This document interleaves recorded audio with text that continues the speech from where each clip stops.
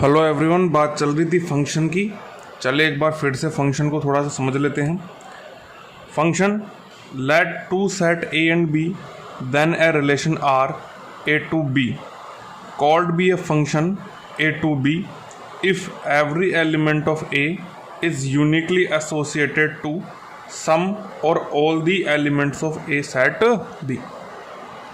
कहने का मतलब यह है कि अगर आपके पास में दो समुच्चय है, एक समुच्चय आपके पास में ए है और एक समुच्चय आपके पास में बी है, तब उन समुच्चय ए और बी में एक रिलेशन आर अगर परिभाषित है तो उसमें आप एक फलन भी परिभाषित कर सकते हो ए से बी में। कब कर सकते हो? यदि समुच्चय ए का जो प्रत्येक अवयव है वो समुच्चय बी के कुछ अवयवों से या सभी अवयवों से अद्वितीय रूप से क्या हो, संबंधित हो। ठीक है, चलिए आगे बढ़ते हैं। एक function can be written as, एक फंक्शन को, एक फलन को हम निम्न रूप से लिख सकते हैं f कोलन एक एरो b। ठीक है, मान लो जैसा कि हमने पहले की वीडियो में बात की थी, आपके पास में अगर दो सेट है a और b, और a में अगर आपके पास में a b और c अवयव है और b में अगर आपके पास में 1 2 3 और 4 अवयव है, a 1 से कनेक्टेड है, b 3 से कनेक्टेड है और c 4 से कनेक्टेड है। ठीक है, तब एक फलन कहलाएगा ही। इसमें सेट a के सारे अवयव डोमेन के अवयव होते हैं, मतलब सह प्रांत के अवयव होते हैं, सह प्रांत। और जो b है, समुच्चय b है, सेट b है, उसके सारे के सारे अवयव को डोमेन के अवयव होंगे, मतलब सह प्रांत के अवयव होंगे। ये प्रांत के अवयव हैं, सॉरी, ये प्रांत और ये सह प्रांत। ठीक है, और वे अवयव जो बी से कनेक्टेड है वो सारे के सारे क्या कहलाएंगे? रेंज कहलाएंगे। वो क्या कहलाएंगे? परिसर के अवयव कहलाएंगे। ठीक है, अब आगे हम बात करेंगे टाइप ऑफ फंक्शंस की। ठीक है, फलनों के प्रकार। देखो फलन कितने प्रकार के होते हैं। फलन वैसे तो बहुत प्रकार के होते हैं, लेकिन हम जो यहाँ पढ़ेंगे वो अपने कॉम्पोजिट फंक्शन को मद्देनजर रखते हुए पढ़ेंगे।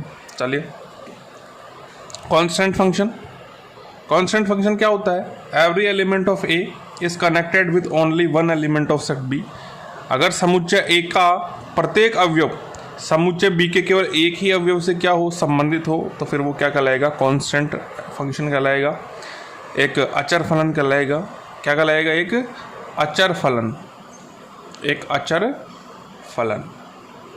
देखो यहाँ पर f(x) में x की कोई भी वैल्यू हो, हमेशा केवल एक ही वैल्यू निकल के आएगी k, जिसे हम क्या कहेंगे? कांस्टेंट। ठीक है, आगे बढ़ते हैं। Identity function. आइडेंटिटी फंक्शन मतलब तत्समक फलन। तत्समक फलन। तत्समक फलन क्या होता है? A function a to a is called be a identity function if every element of a is connected is connected to hit itself। ठीक है, मान लो आपके पास में कोई फलन a से a में है, तब a का प्रत्येक अवयव यदि स्वयं से ही क्या हो, संबंधित हो, तो फिर वो क्या कहलाएगा? आइडेंटिटी फंक्शन कहलाएगा। और आइडेंटिटी फंक्शन को आई ऐसे रिप्रेजेंट करते हैं। कहने का मतलब जो भी आप x की वैल्यू रखोगे वही उसका रिजल्ट भी होगा। ठीक है, a से ही कनेक्टेड होगा, b से ही कनेक्टेड होगा, c से ही कनेक्टेड होगा। ये एक आइडेंटिटी फंक्शन है। आगे बात करते हैं इक्वल फंक्शन की, मतलब समान फलन।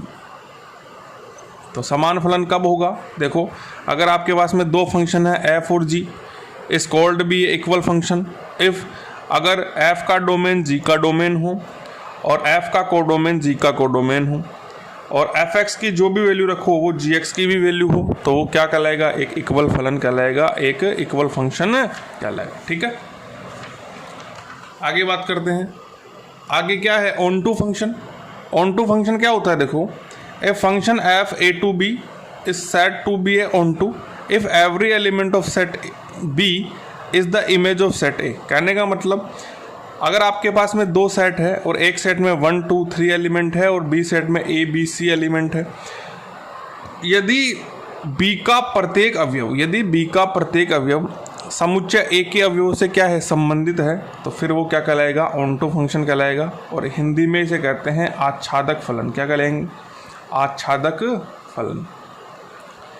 कहने का मतलब यह है कि यदि समुच्चय B का जो सह प्रांत है, जो कोडोमेन है, वो अगर परिसर हो जाए, परिसर क्या होता है मैंने अभी बताया था आपको कि यदि समुच्चय B के वे सारे अवयव जो A के अवयवों से क्या हो, संबंधित हो, और कोडोमेन समुच्चय B में आने वाले सारे के सारे अवयव कोडोमेन के अवयव होते हैं। यदि कोडोमेन और रेंज दोनों बराबर हो जाए तो फिर वो फलन कौन सा कहलाएगा, आपका ऑनटू फंक्शन कहलाएगा। ठीक है, आगे बढ़ते हैं। इनटू फंक्शन, अंतक्षेपी फलन, अंतक्षेपी फलन क्या होता है देखो, a function F A to B is said to be a into function if there exists at least one element in set B which is not the image of element of set A। ठीक है, अगर मान लो आपके पास में दो set है, एक A सेट है और एक B सेट है। सेट B में अगर कोई एक एलिमेंट छूट गया, मैंने कहा था जब भी मैं फलन को डिस्क्राइब करता हूँ तब मैं आपको बताता हूँ कि B का कोई एलिमेंट छूट सकता है, A का कोई भी एलिमेंट छूटना नहीं चाहिए। अगर B का कोई एलिमेंट नहीं छूट रहा है तो फिर तो वो ऑन टू फंक्शन हो गया। और अगर एक भी, जैसे यहाँ पर देखो ये D है, ये D किसी से भी कनेक्टेड नहीं है। ठीक है, तो रेंज और कोडोमेन अगर दोनों अलग अलग हो तो फिर वो क्या कहलाएगा, आपका इनटू फंक्शन कहलाएगा। ठीक है, चलिए आगे बढ़ते हैं। वन वन फंक्शन, देखो हिंदी में इसे कहते हैं एक एक की फलन, एक एक की फलन। अब ये क्या चीज़ होती है, देखो a function a function F A to B is a one-one function if every element of set A has a distinct image in set B। देखो अगर आपके पास में दो सेट है A और B और A के प्रत्येक अवयव के लिए B में एक अलग इमेज हो, एक अद्वितीय इमेज हो, तो फिर वो क्या कहलाएगा, एक वन वन फंक्शन कहलाएगा। देखो यहाँ एक के लिए अलग इमेज है, B के लिए भी अलग इमेज है, और यहाँ पे ये जो C है वो भी किसी की अलग इमेज है। तो प्रत्येक अवयव के लिए, सेट A के प्रत्येक अवयव के लिए सेट B में एक अलग अलग इमेज है। कहने का मतलब ये है कि अगर आपने दो एलिमेंट लिए और अगर दोनों एलिमेंट बराबर है तो फिर इन दोनों की इमेज भी बराबर होनी चाहिए, और अगर दोनों एलिमेंट अलग अलग है तो उन दोनों की इमेज भी अलग अलग होनी चाहिए। ये क्या हो गया, वन वन फंक्शन हो गया। एक है मैनी वन फंक्शन, बहु एक की फलन। ये क्या होता है, देखो बहु एक की फलन। बहु एक की फलन में क्या होता है, देखो कि a function F A to B is called be a many one function if two or more elements of A has the same image in set B. अगर मान लो सेट ए के एक से ज़्यादा, दो या दो से ज़्यादा अवयवों की इस बी में केवल और केवल एक इमेज हो तो फिर वो क्या कहलाएगा, बहु की। मतलब बहुत के लिए एक इमेज, मैंने बताया था ना, सेट ए के दो अलग अलग अवयव बी के किसी एक अवयव से संबंधित हो सकते हैं, क्योंकि अद्वितीय इमेज है, इसके लिए भी अद्वितीय इमेज है, इसके लिए भी अद्वितीय इमेज है। लेकिन सेट बी के दो अवयव सेट ए के किसी एक अवयव की इमेज नहीं हो सकती। क्या मतलब, एक की ही दो इमेज नहीं हो सकती। ठीक है, तो ये क्या हो गया आपका मैनी वन फंक्शन। चलिए आगे बढ़ते हैं। अब देखो प्रॉपर्टीज़ की बात कर लेते हैं। प्रॉपर्टीज़ की बात तो बाद में करेंगे, सबसे पहले बात करते हैं कॉम्पोसाइट फंक्शंस की। ठीक है, कॉम्पोसाइट फंक्शन की बात कर लेते हैं। अब हमारा जो चैप्टर है वो चालू हो चुका है। तो कॉम्पोसाइट फंक्शन क्या होता है, देखो let three non empty set A B and C and let two functions f A to B and g B to C. मान लो आपके पास में तीन सेट है ए बी और सी, और दो फंक्शन है आपके पास में एफ और जी। तो एफ ए से बी में और जी बी से सी में क्या है, परिभाषित है। Then the composite function of f and g is denoted by gof A to C.